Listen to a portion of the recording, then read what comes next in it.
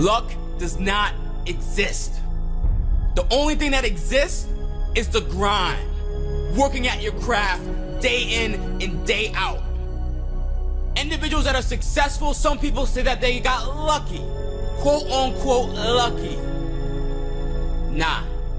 They are the ones who worked on their craft and every second for them counted. They worked on their craft for a year, 5 years, 10 years, 15, 30 years before they got where they got. So what you're making, if you're saying that other individuals that are successful got lucky, you're making an excuse. That's an excuse that you're giving yourself for you not being at where you wanted to be at. That's on you. That's on you. You're the one who set your alarm and didn't get up when it went off. You're the one who pressed the snooze button. You're the person who skipped that rep, who skipped that practice, who skipped going to the gym, who ate ice cream instead of eating the kale that you set aside for yourself to eat for that day. You're the one who missed out on opportunities because you wanted to sleep in for the weekend instead of getting up when everyone else is asleep. Instead of going to the gym when everyone else is comfortable. You're the one who got comfortable. That's on you. That's on nobody else. That's on you. So if you come at me with excuses, reasons, or explanations, shut up! Because I don't want to hear your excuses, reasons, and explanations for why you're not where you're supposed to be when you're the one who makes decisions. When you're the one who controls every single second how you spend your day, that's you. So don't come at me with excuses, reasons, or explanations. I don't want to hear those. What I do want to hear is what you're going to do to change yourself. Write down what you're going to do to change yourself. And go out and actually change yourself. Go out and actually push yourself beyond those limits. Go out and actually get up on the first alarm that you set off, get up on that one. When you get tired in the gym, push yourself through that extra rep. Fail and push yourself through that. What you actually need to go ahead and do, check this out. What you actually need to go ahead and do is you need to go ahead and delete your cable. How about that? How about you delete your cable? Delete your Netflix, your HBO. Delete your cable. Take that $150 that you're spending every month on crap that you're watching. Listen, TV does not help you grow.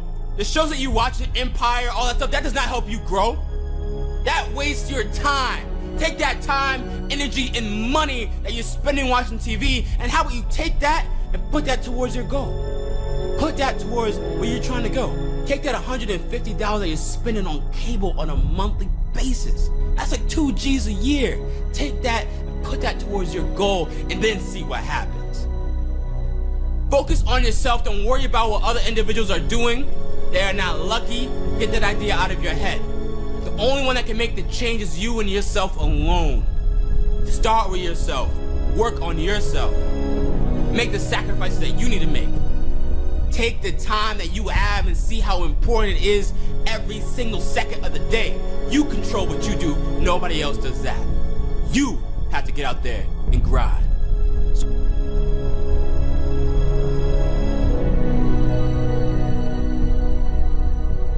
I feel like anybody can do anything and set their mind to. But it depends on how bad you want it, and I wanted to do it. You know, at this stage of my life, I don't feel like there's too much that I can't do. I don't mean to sound cocky or nothing, but if I really want to do it, I don't give up that easy. Everyone sees the work that you put in, but it's what you don't see is going to determine how far you're going to get. I hear stuff all the time. People say, oh, look in the mirror and you'll see why you're not succeeding. I don't believe that. Okay? It's what you don't see in the mirror. That's what's holding you back. It's what you're not willing to see is why talent is not enough. And when you finally see it and accept it and decide to work on it, then you can take that next level. To show up and be your best. And that opportunity doesn't come that often.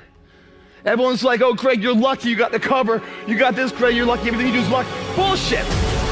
Because before it was luck, it was a belief.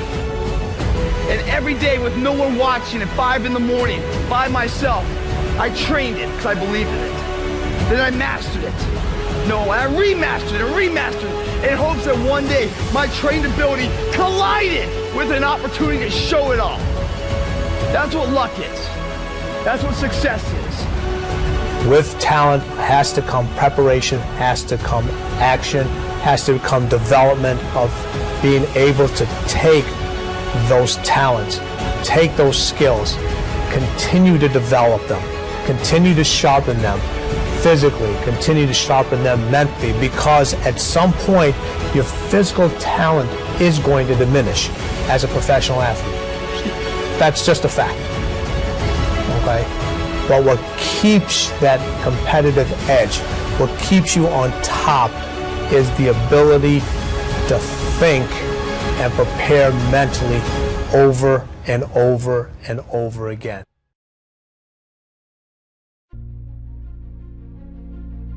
One of the most important things that I've learned along the way is the value of time.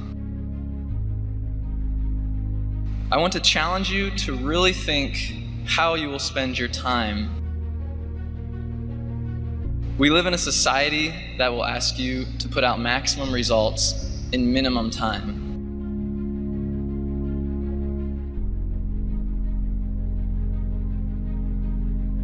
We replace face-to-face encounters with texting and Facebook. We replace in-depth conversations with short tweets and posts. We spend less time with our family and friends.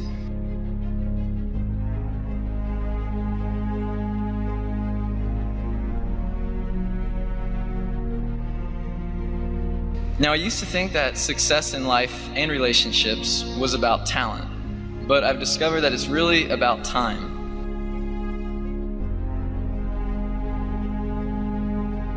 With time, you can learn to do anything, and you can build trust with anybody, but you really have to put the effort in. There's no app for good relationships.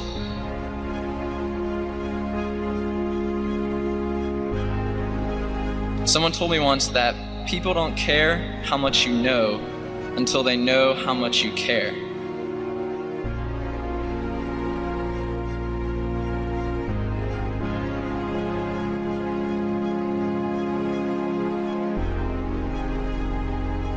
We have to earn people's respect by showing them that we care. Think about your time as an investment. It's not something to be simply wasted, but something that will yield results depending on how you use it.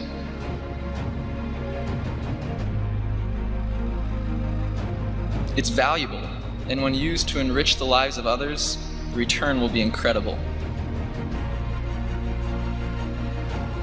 Don't just spend time with your friends, invest time with them. Nothing beats your undistracted attention into someone else's life to break through the surface and really get to know them.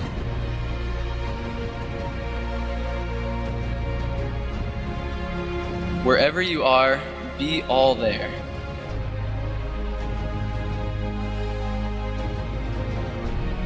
It's okay to be doing just one thing at a time and to concentrate on just the people who are in the room with you. Despite what it seems, everyone still has the same amount of hours in a day as they did in years past. But we continually find more ways to use our time while trying to find more ways to save it. You see, you can't actually save time. You can just find different ways to spend it.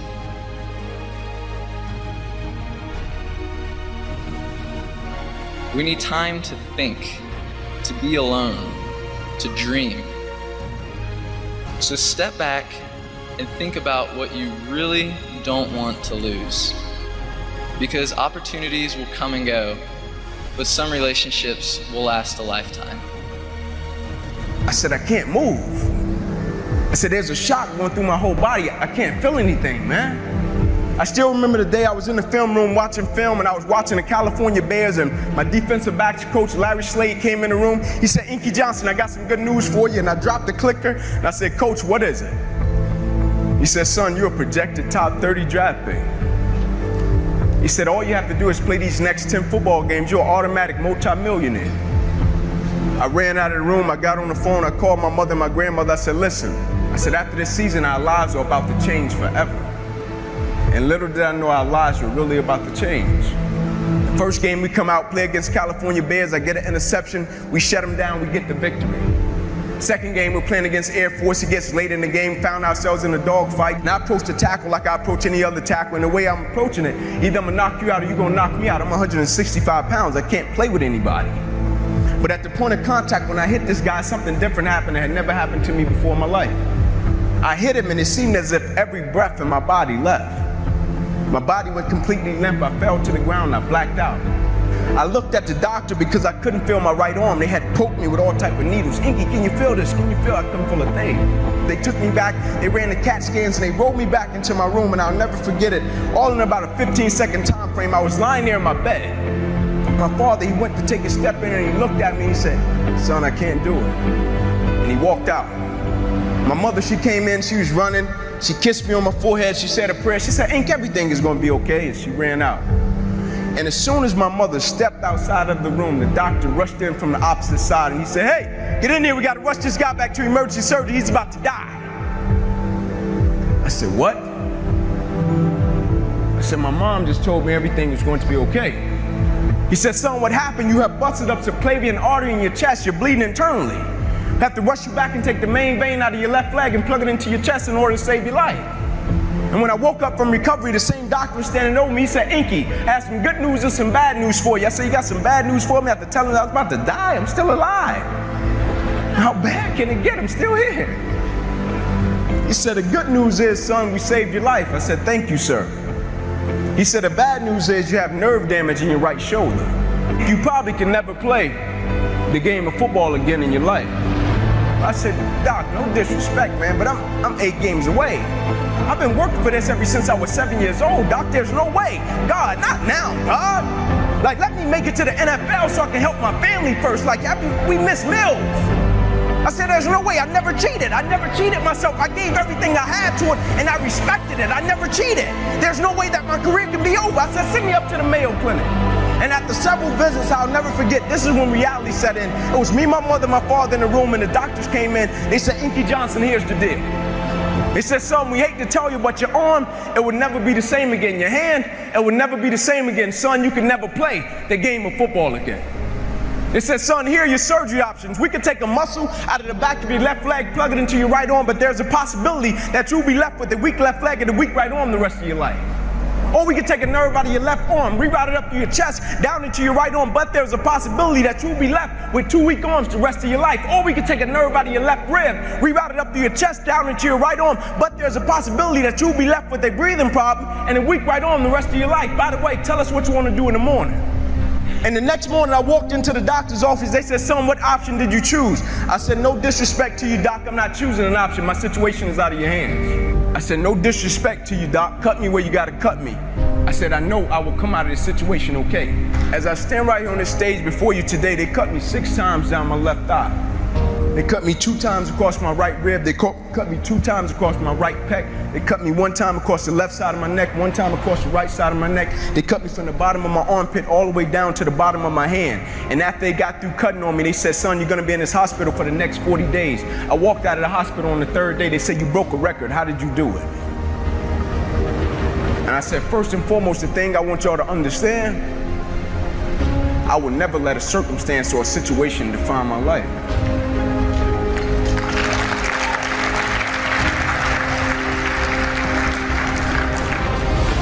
But most importantly, you know what I had invested? I had sweat equity. I had been working my whole life.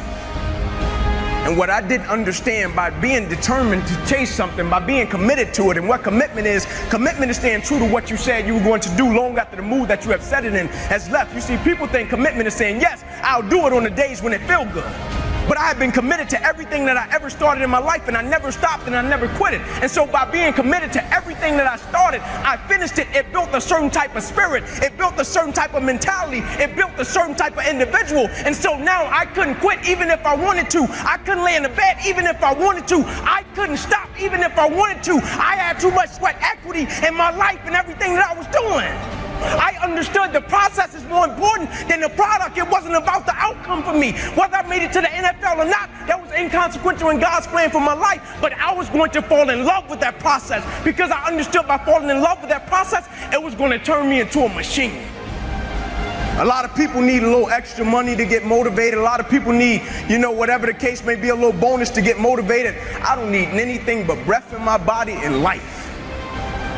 And every day I wake up, I understand I got 2 children depending on me. I understand I got a wife depending on me. I understand I got a world that needs me. The reason I go at life with the passion and the zeal that I go at it with is because I understand every day of my life is somebody in the world that is dependent on me. It may not be you, and if it's just about you, you're in trouble, because I'm telling you, you're gonna hit something in life that's a lot tougher than you, and it's gonna test your will and it's gonna test your heart. And if it's just about you and if it's just about the product, it will crush you. Every day I get up, I understand it's somebody in the free world that's looking at me to see if I'm gonna keep going, and so I can't quit. And so I went back to school the next week after they had just saved my life. I was back in class. I had to learn how to write all over again, had to learn how to walk all over again, had to learn how to tie my shoe all over again, had to learn how to bathe all over again, had to learn how to live life all over again. Never one time did I say, let me go home, I need a break. You see, the thing we have to understand about everything that we're a part of, first and foremost, it's a blessing by God. And when it's a blessing, you can't help but to give everything you got to it. My life got saved. I got spared my life. I almost died. The doctor came to me on the field. He was on one knee and he grabbed my wrist and he said, son, you don't have a pulse. I don't even know how you're still living. The thing about it, my wound, like you can see this. You can see my arm. My wound is visible. But it's a lot of people in this room that are wounded and you can't see it. And it's internal. And so the opportunities that we pass up to be a blessing to other people, we can save their life with just one encounter. In my last doctor visit, they came to me and they said, sorry, Inky Johnson, you will never be able to use this arm or hand again in your life. I said, no disrespect to you, doc, but I will use this arm and this hand every day for the rest of my life by the way that I live my life. Every day I'm going to impact someone's life. Every day I'm going to empower someone. Every day I'm going to inspire someone. Every day I'm going to encourage someone.